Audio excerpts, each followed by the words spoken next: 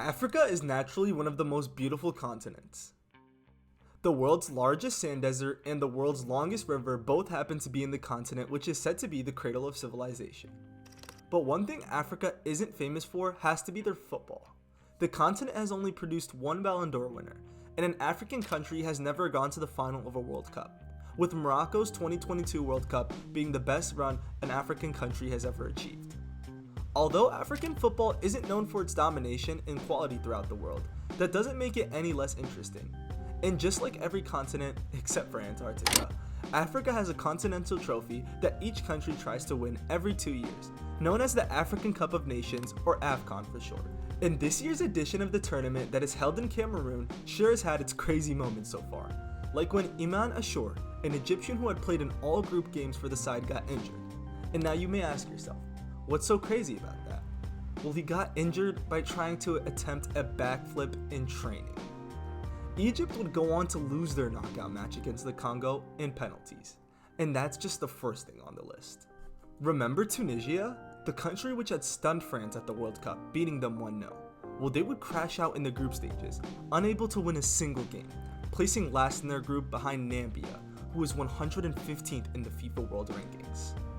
But this is just the surface.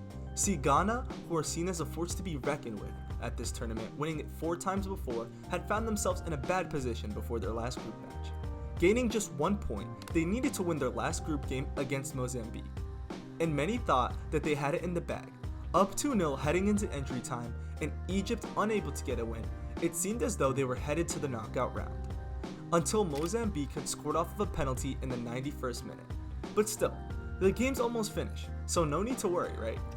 Well, not quite, because when the ball was clearly going out of bounds, the Ghanaian keeper would touch the ball for seemingly no reason instead of letting it out, resulting in a corner kick at the very last minute of the game.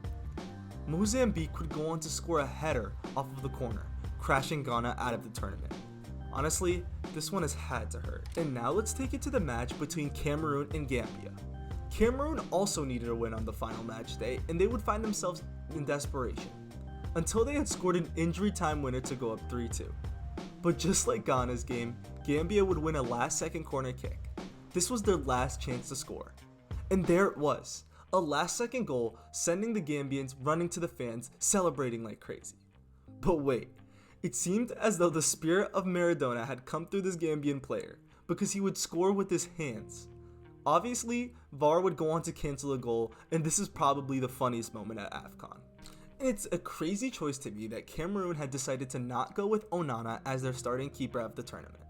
The keeper who had accidentally traveled to the Ivory Coast would have to drive all the way to his home country for the tournament, only to realize one thing: he's not in the squad. That's right, a £50 million keeper for Manchester United, and he wasn't even chosen as a backup. And imagine being selected for one of these tournaments and not going. That was almost what happened to Cape Verde player Roberto Lopez.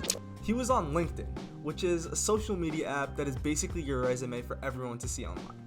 Well, he would get called up to the squad via this app, and he thought it was spam mail, almost not showing up for the tournament. But thankfully, they were able to convince him that yes, he actually did get called up for the squad. And on the other side of things, 19-year-old Leicester player Abdul Fatu would be called up to play for his country, Ghana. But unlike Roberto, he rejected the offer to play for his side, citing that he wanted to help Leicester get promoted back into the Premier League. But I guess his luck isn't all that great, as he would get a red card for Leicester, suspending him until February 10th, the day before the AFCON final.